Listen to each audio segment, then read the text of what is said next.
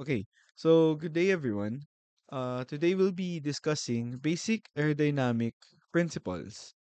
We're still in no, we're still in fundamentals of aerodynamics. However, if you can recall, during our prelim, we have already discussed the Earth's atmosphere, its composition. Then we understood what is meant by the fundamental quantities of flowing gas and as well as the standard atmosphere. So during those lessons, we understood what is meant by the surrounding. Since we're studying aerodynamics, so if you can recall, we define aerodynamics as um, any um, any object is it is the study of any object that flows through air or a certain gas. So if we understood already the environment, we can now proceed to understanding the principles behind aerodynamics. Okay, so let's proceed. So basic aerodynamic principles. For this lesson, we will be discussing all of these topics. As For example, we have here continuity equation, the momentum equation, the Bernoulli's equation, the isentropic relations, and the energy equation. Um, these equations and relations show what are the relationships in between the parameters or the physical quantities, which also will explain how aerodynamics occur or how it acts on an object. We will be also discussing yung speed of sound and the Mach number. So these two are very ano bang isa natin dito? Mahalaga sila when it comes sa aerodynamics since these are properties of which measure yung velocities natin. They're related to that. And then lastly, we will have wind tunnels. So wind tunnels, these already are an application ng lahat ng principles na to and yung speed of sound and the Mach number. So to begin, let's start first with the continuity equation. So with the continuity equation, it falls under the idea of the first law of thermodynamics or the law of conservation of mass or some may call it the conservation of energy. However, yung idea lang naman behind that is that mass cannot be created nor destroyed, can only be transferred, 'di ba? Or transformed into another form for energy. So this only means that between 2 points, let's show that here. Okay. Yan. So between 2 points, no, in a flow, dapat equal daw yung pumasok sa lumabas. What comes in must come out. That is the idea. Now, to measure that, we introduce the idea of the mass flow rate. So, the mass flow rate is defined as literally from the word itself, no? From the term na mass flow rate, it is the measure or rate of how much mass has flown or gaano bang mass na yung na-move natin. So, that's what we meant by mass flow rate. And we can get this as value, as quantified value, by multiplying the density, the density, the area, and the velocity of the flow. And now, since alam na natin to, applying the continuity equation or the idea that mass cannot be created nor destroyed, it should only mean na the mass flow at one point should be equal to the next point. For example, dito, the mass flow at point 1 should be equal sa mass flow at point 2. Or yung amount ng mass na minove natin from point 1 to point 2 should be the same. 'Di ba? So to further understand the idea, let's have this one. So supposedly, Imagine natin meron tayong 5 liters of water na naka-store sa tank. Tapos meron daw tayong, hose na naka-connect dun sa tangke na yun. Tapos din yung water dun. Since kinonect natin sa hose, we opened the faucet or the valve, so we allowed water to flow out. And kung 5 liters yung water dito, sabihin natin sasaluhin natin siya or we'll receive it on another tank or let's say a bucket, no? Assuming na there's no loss, walang tumapon or walang, let's say walang natapon, walang tumalsik. The water, if it's 5 liters, dapat 5 liters pa rin yung mare-receive natin. Tama? Yes. So now, what is the idea of the continuity equation? Now imagine, if you have a hose, tapos tinakpan natin yung dulo, 'di ba if the pressure of the water is not that great or mahina, kapag tinakpan natin yung sabihin natin tinakpan natin yung kalahati just like in this picture, 'di bumibilis yung flow natin. Bumibilis siya compared sa ano ba yung original na flow niya. So this is because of the continuity equation. Yung idea ng continuity equation, the idea of mass flow rate, dito siya ngayon papasok. So there is a relation between area and the velocity. It is said na kapag bumaba yung area natin or when we have an area reduction in a flow, tumataas ang velocity natin.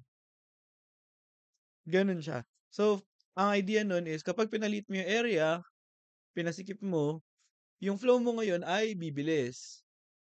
Ganun yung relationship nila. So now, supposedly, meron tayong, 'di ba, mass flow rate 1 at mass flow rate 2 or 'di ba, yung mass flow natin again is rho 1, A1 and V1. Dapat daw equal siya sa rho 2, A2 and V2. So in this case, we assume na yung density ng water natin, or actually, it is the density of water is 1 kilogram per meter cube. And let's say na at point 1, the flow is 2 meters per second and yung hose natin has an area of 5 meters squared.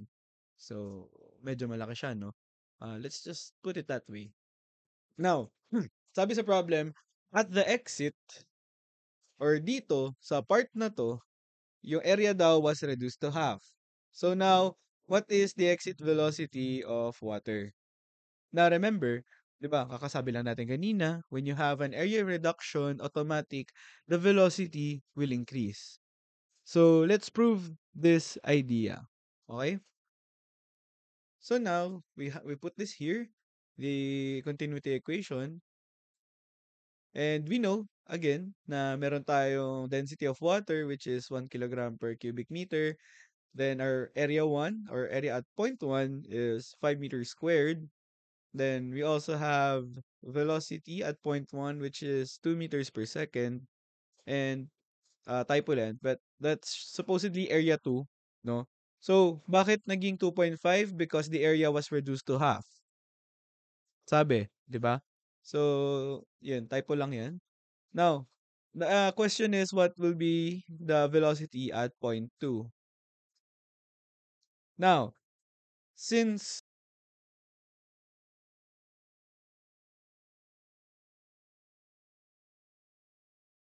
when you have an area, for example, in this case, meron kang water, water pa din naman siya pag lumabas, tama? So, the density is constant. Now, using this equation, we can have this one. We can derive this equation, no? So, ano nawala? Nawala lang yung density.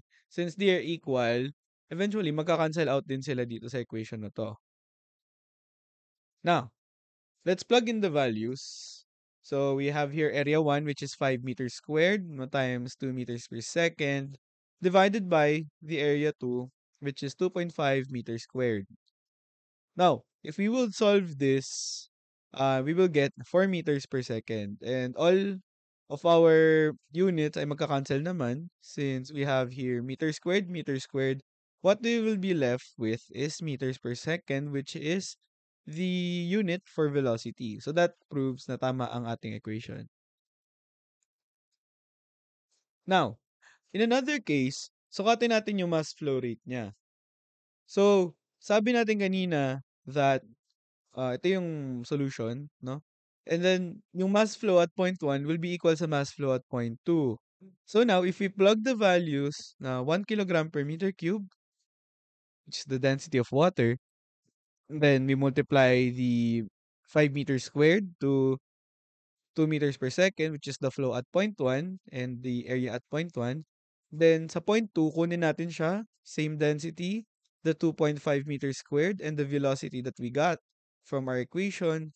We will get a mass flow rate na 10 kilograms per second. So this, at all times, they will be equal, they should be equal, kasi hindi naman pwedeng madagdagan yung flow. Kasi for example, naging 12 kilos yung sinolve mo for the next point. So, ibig sabihin, saan nanggaling yung excess na 2 kilos? So, this is the idea na what comes in must come out. Kung anong ipinasok, siyang dapat din lumabas. Ganun siya. So, that is the continuity equation. Right?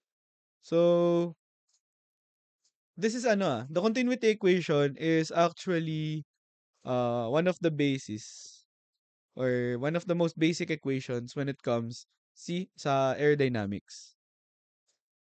So recall that naging basis din siya actually for other principles. So this is our first principle. Alright, let's move on. Now, next, sa ating momentum equation, also known as the Euler's equation, yung momentum equation is actually based from the Newton's second law of motion. Now, what's so special about this idea or equation? This equation actually showed the relationship between the change in pressure and the change in velocity. So kung kanina, we have prophesized the idea that what comes in must come out.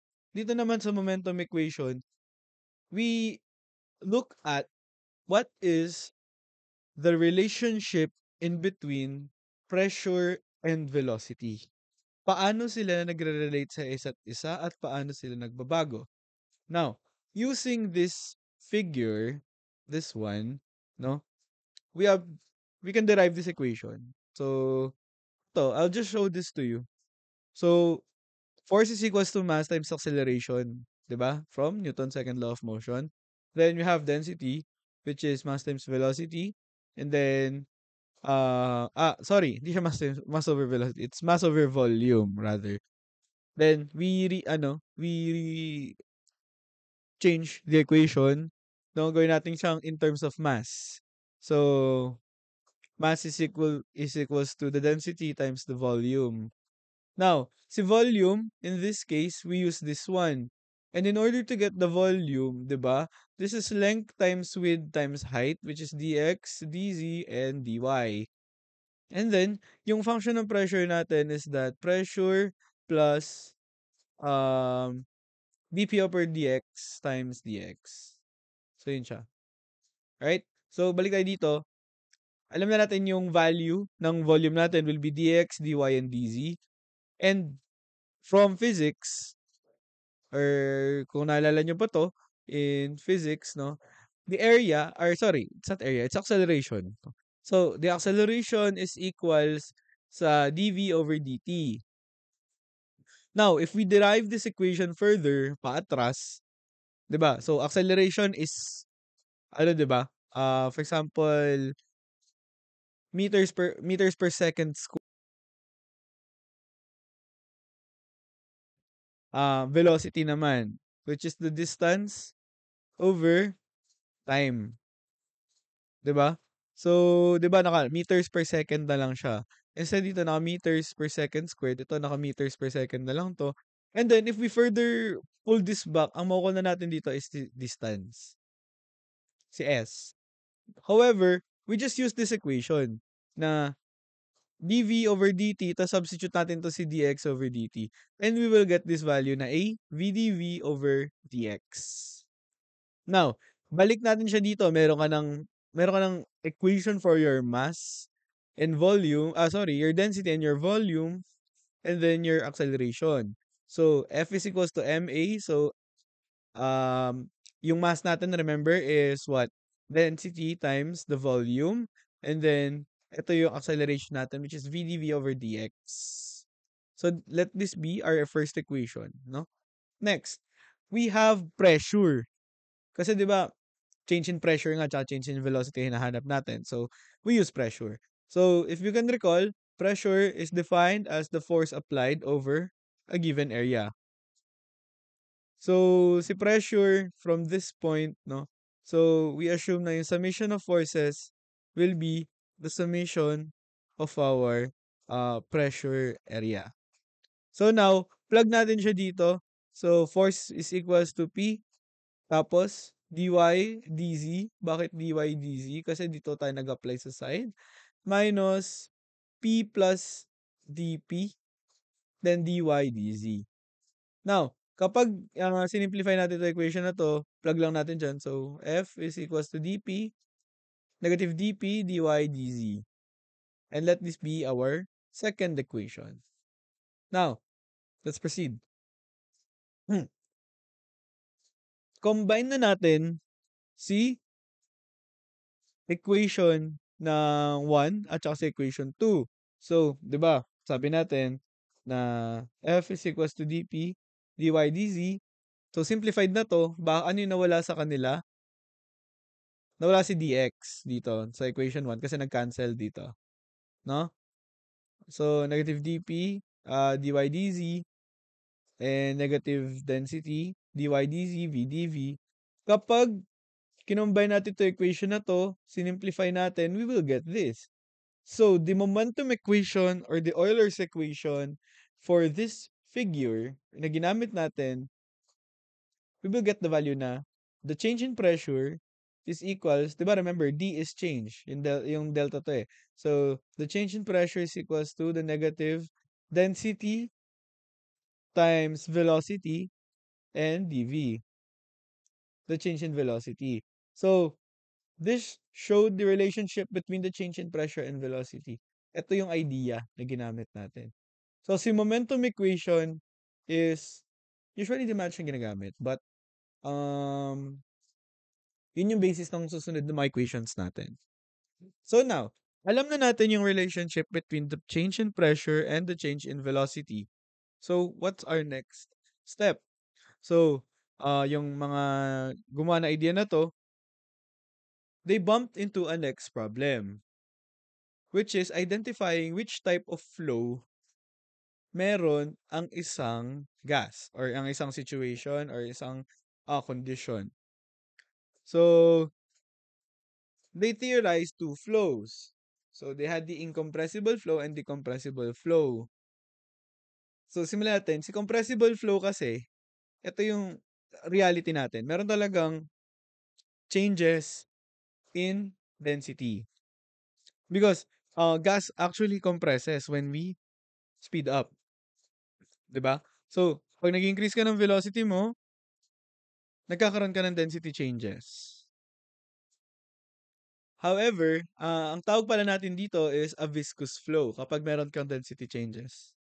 However, to simplify calculations, no? In low speeds kasi, especially in speeds below 100 meters per second, the changes sa velocity ay almost negligible. May changes pero maliit na maliit. So, ano ginawa nila with that concept? So, sabi nila, sige, ano na lang natin. Let's just assume na merong little to negligible changes sa density in this condition. So, let's just assume, we can assume na ang density is constant. Kasi sobrang liit lang naman ng galaw. So, that is what we did. What they did, And dun pumasok si incompressible flow. So incompressible flow assumes, again, that the density along the flow is constant when the velocity of gas is below 100 meters per second or at Mach 0.3. Or sorry, less than 0.3 Mach. So to prove, meron ayun yun. So density is equals constant density. Then yung velocity mo should be less than 100 meters per second and si Mach number should be less than 0.3. Okay. So going back, um now, given these conditions, for compressible flow naman, we have what we call this one. So, we assume that the density along the flow is not constant. Since yung velocity of gas kasi in this case, we have set it to to being compressible kapag greater than or equal to 100 meters per second or greater than Mach 0.3. Kasi in this speed regimes, dito na mabilis ngayon yung flow. Like very concerned nga siya to a point that the changes in density cannot be neglected. Okay?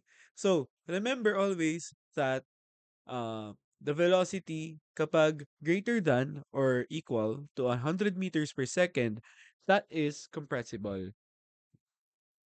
Kapag greater than or equal din siya sa Mach 0.3, that is still compressible. Now, why do we need to consider this? Because in problem solving, we first have to know what is the type of flow. We first have to identify kung incompressible ba siya or compressible. Because if we do not identify correctly or use the correct equations, it will render us a wrong answer. Inconsistent yon.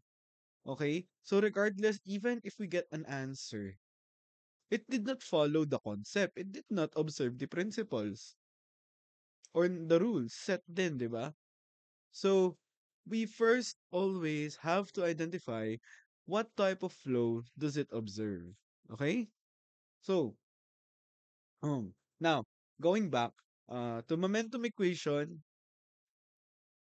is what provided or what gave way para ma-derive si Bernoulli's equation na tinatawag natin. Now, Bernoulli's equation is one of the most important equations when it comes sa aerodynamics. Why? Because Bernoulli's equation actually explained. Remember that we defined lift, and lift is generated due to the difference in pressure. And Bernoulli's equation was one of the foundations of that idea. Okay? So, um, we can safely say that Bernoulli's equation is the backbone of lift concept. Yeah? Okay? Then, Bernoulli's equation is for incompressible flows only. Okay? Take that in mind. Keep it in mind, no? So, ito po ay for incompressible lang. So, what is the Bernoulli's equation? The Bernoulli's equation is P1 or pressure at point 1 plus 1 half density or rho, 1 half rho, and then the velocity at point 1 squared is equal daw sa point 2, the pressure at point 2 rather, plus 1 half the density multiplied by the velocity at point 2 squared. So this observes actually, no, makita ninyo, this simply states that the pressure at point 1 and the velocity at point 1 should render the same values at point 2. Which explains yung continuity equation natin, di ba? So that is the idea behind this. So we compare 2 points with this equation, no? So as stated here then, di ba yan, no? This shows the relationship between 2 points, di ba? And produces a constant flow rate with varying pressure and velocity only. Kasi dito, ito lang naman yung nagbabago. 'Di ba? Si pressure and si velocity lang yung magbabago. Why? Because density is incompressible. It is inviscid. So, ang density natin is constant. Okay? So, additionally, please keep that in mind also na kapag sinabi po nating incompressible ang isang flow, it is also same when we say inviscid flow. Okay? So, again, note that yung equation na to is used in incompressible flows only. Then, ito, this is the derivation actually, no? So, ano to? This is the momentum equation. Tapos ganito siya, dinerive. Okay, let's have a sample problem. So, consider an airfoil in a flow of air. We're far ahead of the airfoil now. The pressure, velocity, and density is 2116 psf, 100 miles per hour, and 0.002377 slug per feet cube, respectively. Now, at a given point A sa airfoil, ang pressure daw is 2070 psf. What is the velocity at that point? So this is how usually yung mga problems natin regarding Bernoulli's equation look like. So bibigyan kanya ng point and parameters at that point, tapos i-compare niya dun sa pangalawa. So in this case, ang hinahanap natin, binigyan tayo ng point 1, which is far ahead daw ng airfoil. So ibig sabihin, wala pa siya sa airfoil mismo. Then, binigyan niya tayo ng point sa loob ng airfoil. Ngayon, pinapahanap sa atin doon is what is the velocity at that point. Now, again, just like any problem, the first step na lagi kong sinasabi sa inyo is to always write the given and required. Now, usually, 'di ba? Yung next step natin is we standardize the equations. So let's do that. However, dito kasi velocity yung hindi yung inconsistent, 'di ba? So this is supposed to be dapat in feet per seconds. Now, I will give you another step. So, with regards to basic aerodynamic principles, we add another step sa ating solving. And that is by identifying yung type of flow. We first have to identify kasi if the problem is incompressible or inviscid or if it's compressible or viscous, no? So, to do that, we check yung velocity.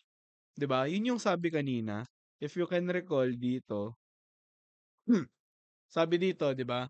The velocity daw kapag below 100 meters per second should be incompressible siya.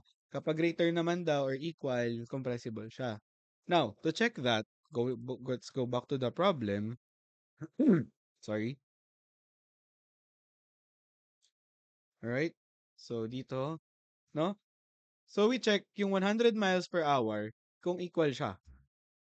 So, convert muna natin siya into this one.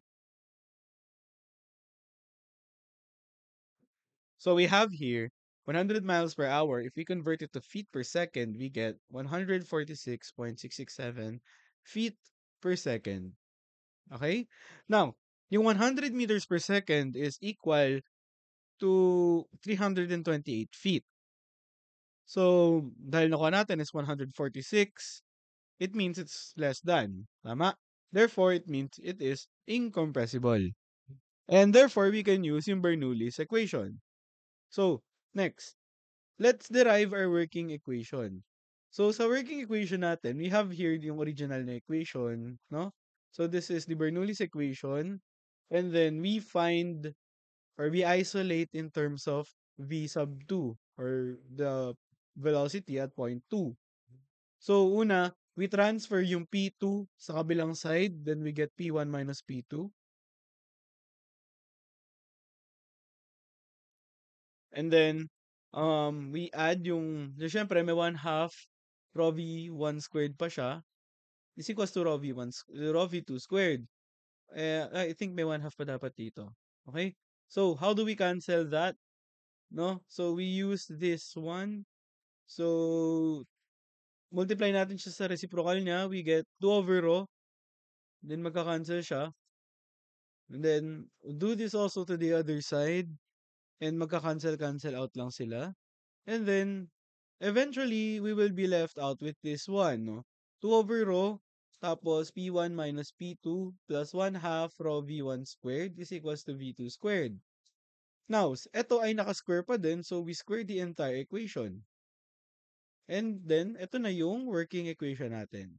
Now, to plug yung values, ito siya. Let's solve it dito. So, 2 over rho, given yung rho natin. And this is the pressure at point 1. This is the pressure at point 2. Pinag-subtract. Then we add yung 146.6667 feet per second natin, which is yung 100 miles per hour, or the velocity at point 1, and we square it, and we will get the value of V2. Now, plugging these values sa calculate natin, and we will get the value of 245.39 feet per second for our velocity at point 2. So that is Bernoulli's equation. Alright? So let's move on. So, by the way, um, Bernoulli's equation is the only equation along with continuity equation kapag incompressible yung problem. Now, dahil tapos na tayo dun, we can now proceed with compressible flow equations. So for our first one, we have here what we call the isentropic relations. Okay? So, this is a compressible equation, no? And ito, isentropic, something is or a process is considered isentropic kapag siya daw ay adiabatic and reversible. Now, what is adiabatic and reversible? Kapag sinabi natin na adiabatic, there is no heat transfer na nag-occur. And kapag sinabi naman nating reversible, it is frictionless. To make the long story short, this only means na absolute yung transfer natin. We ignored transfer losses and friction energy losses. By the way, 'di ba sabi natin kanina, when it comes to compressible, we are concerned with the density being constant. Now, for compressible equations kasi, instead of using that idea, we measure the energy na. The energy between these 2 points. Yun na yung mini-measure natin instead of the idea na ginamit natin sa Bernoulli's. Okay? So by means, ito yung relations. Kasi tinawag siyang relations kasi it's the relationship between these parameters, these properties. So meron kang P2 over P1, which is this is pressure, no? Then we have density and another density raised to K. Tapos T2 over T1 is K over K minus 1. Now, si K dito, no? It's a new player. We do not know this guy yet. So let's introduce you with K. So actually, K is from thermodynamics. K is actually what we call the specific heat ratio. It is defined as the ratio between the constant pressure and the constant volume. Now, panibagong ano ulit, parameters ulit. Si constant pressure and si constant volume or si CP and si CV. Now, just a quick glimpse. Dito ay CP and CV. These are properties of a certain gas. Okay? So, si air, meron siyang sariling value ng constant pressure, meron din siyang specific value for constant volume. No? So, ganito sila related. So, K is the ratio between CP and CV. Then, si CP is related naman kay R. Actually, all these guys are related sa isa't isa. Kasi di ba, if you can recall, R is what? This is the specific gas constant or the amount of energy required to raise the temperature of a gas by 1 degree. Di ba yan yun? And We get that by subtracting the value of our CP and our CV. Now, in order to get the values naman ng dalawa, we use this equation. So, KR over K minus 1. And then CV is R over K minus 1. Now, for air, the specific heat ratio constant is 1.38. But I think let's just opt to use 1.4. Okay? So, let's just use 1.4 in our equations. Or unless it is stated sa problem that the K is 1.38. So, we add new members with our constants, no? So, for air, or for standard air, CP is equals to 6,006 foot-pound over slug R. And it is also equal, so this is in imperial units. For metric units, it is equals to 1004.78 joules per kilogram Kelvin. And for constant volume, for imperial units, we use 4290 foot-pound per slug R. Then for metric, we use 717.7 joules per kgK. Now, the units do look familiar, tama? It's because the units that we use here is actually what we also use sa R. So it's the same set of units, okay? So please remember that.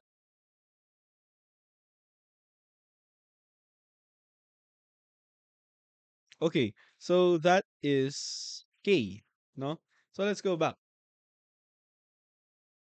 So again, the isentropic relations, these show the relationship between pressure, the changes in density between 2 points, and the changes in temperature between 2 points. Right. So I think we can have a sample problem dito. So an airplane is flying at a standard condition. Um, sorry. An airplane is flying at standard conditions. Standard sea level conditions rather. Then the temperature at a point on the wing is 250 K. And the question is, what is the pressure at this point?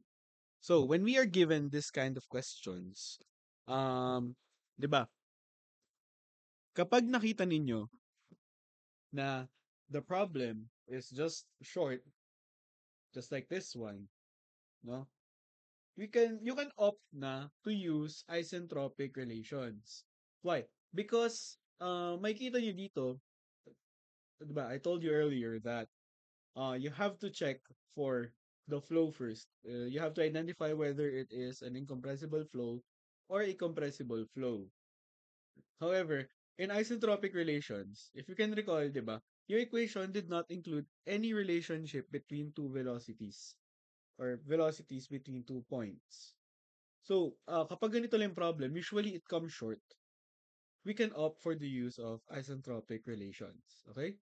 So, uh, just like yung steps ko, again, first step is to write our given and required.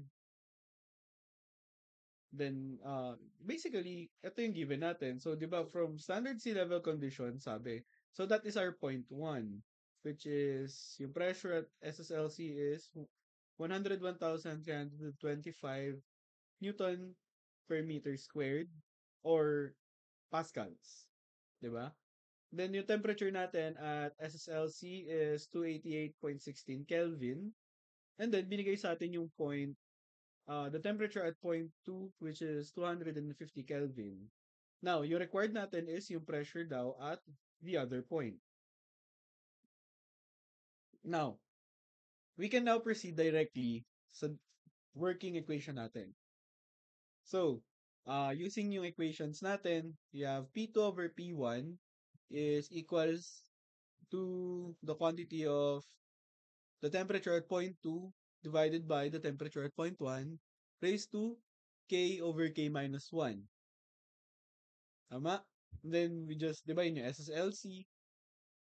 Then we get this equation. So, ano nangyari dito?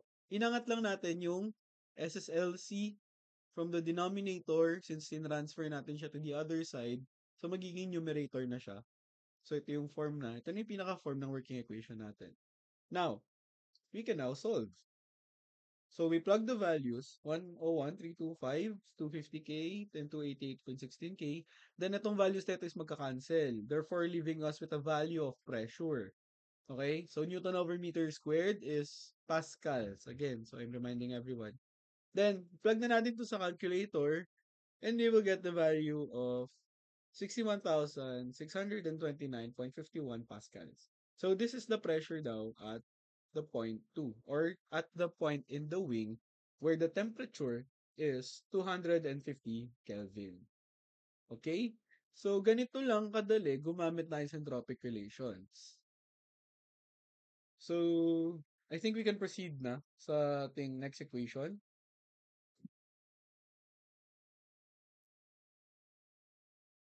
So for our second equation, sa ating compressible flow, we have what we call the energy equation. Okay? So the energy equation is just simply the compressible Bernoulli's equation. So it's Bernoulli's equation but for compressible. So paano? 'Di ba? If you can see here, the form of the equation is very similar with what we have sa Bernoulli. 'Di ba sa Bernoulli, we have P1 plus 1 half rho V1 squared is equals to P2 plus 1 half rho V2 squared. Dito naman, we just changed the pressure values and the other parameters in terms of constant pressure and temperature at point 1. Then, that is CPT1 plus V1 squared over 2 is equals daw sa CP plus CPT2 plus V2 squared over 2.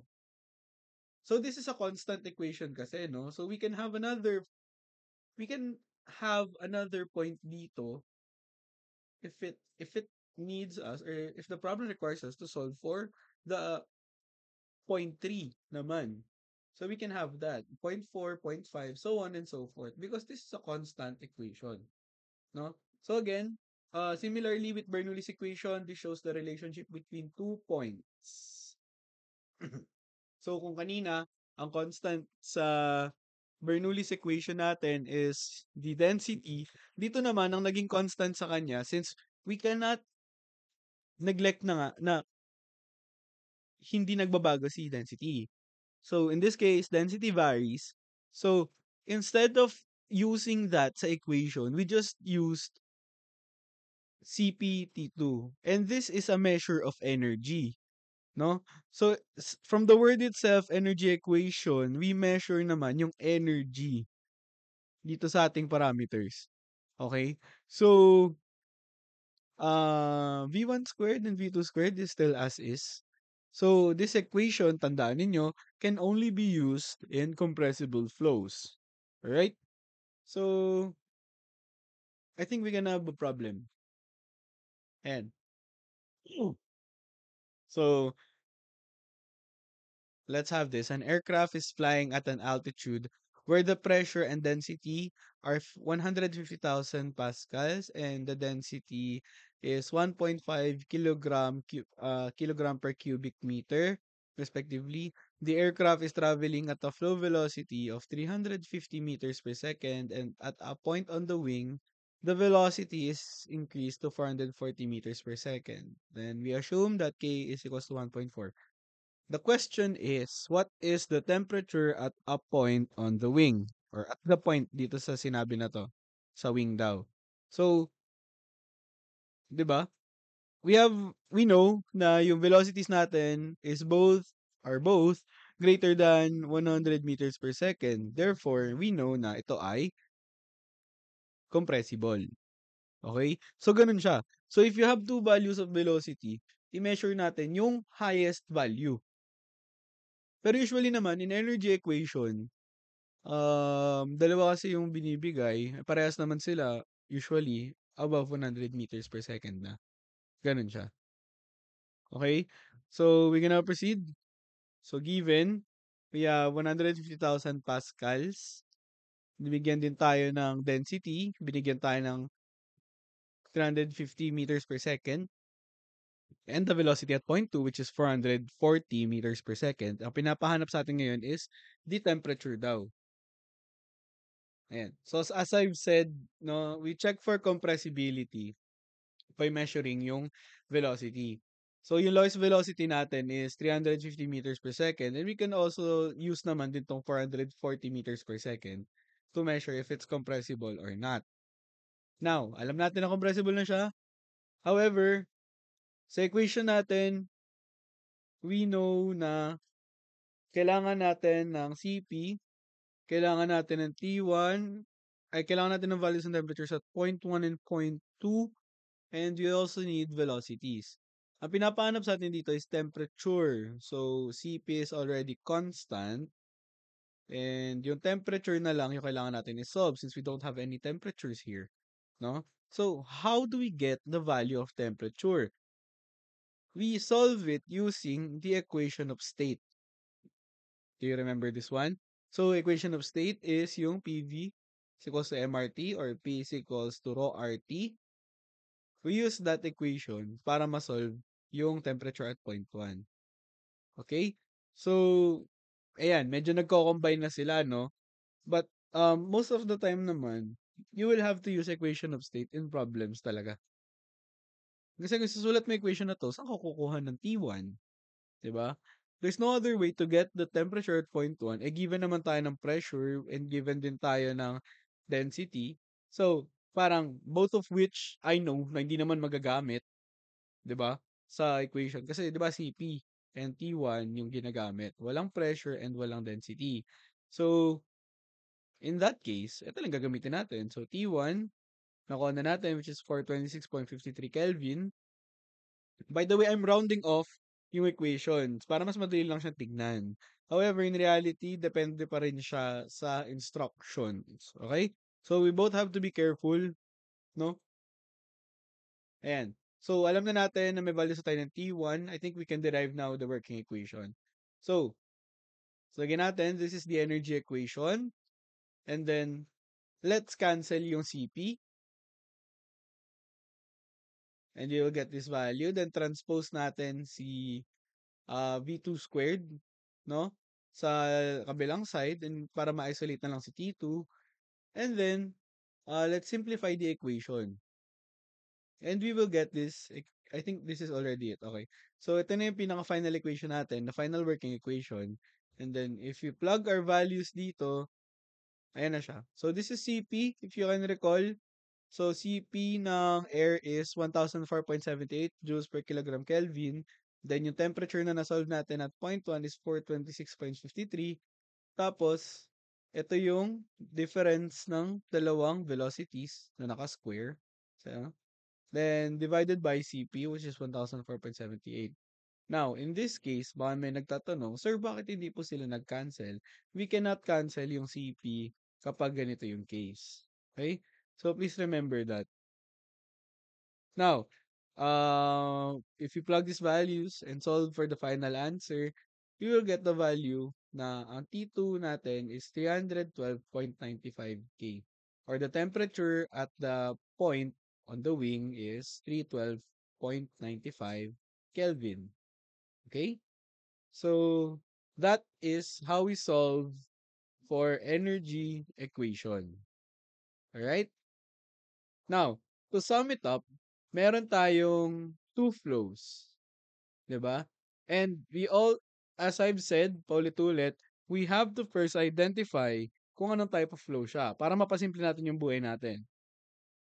So, if the flow is incompressible, eto lang dalawang equations na to ang titignan natin. Si continuity lang at si Bernoulli. Kapag compressible naman siya, these are yung equations natin na gagamitin. So, nandito pa rin si continuity equations, si energy equations, isentropic relations, and si equation of state. Just like yung sinolve natin kanina, di ba gumamit tayo ng equation of state? So, that's it. It's as simple as that. If we do not know kasi kung paano i-identify or in-skip nyo yung part na in-identify nyo kung ano type of flow siya, malilito kayo ngayon. Kasi pag magsasama tong dala equation na to, and these are 1, 2, 3, 4, 5. 5 equations yan. And kung hindi mo sila alam, paano paliitin yung problema mo, di ba? tendency mahirapan ka or worst case magkakamali ka. So, yun yung pinakaiiwasan natin mangyari, no? So, yung gumamit kayo ng Bernoulli's equation sa compressible flow problem. So, just please keep that in mind. Okay? Now, I think we can cut off the discussion muna from this point. So, ang natitira na lang sa atin, I think, is the speed of sound, the Mach number, and wind tunnels. So, ayun. Uh, that's for another video na lang para hindi rin kayo ma-overwhelm. Alright? So, again, thank you very much for watching this video. I hope this helped you. If there are things na medyo malabo, you can just simply play it back, um, repeat it. I advise everyone to try and solve the problems na nilagay ko dito. Or gusto nyo sabayan nyo, or gusto nyo answer it on your own, you can do it your way, no?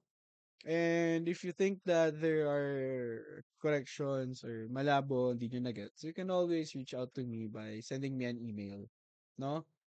Um, ayun. So, I think that's it muna. So, thank you very much, and I will see you on the next video. Goodbye.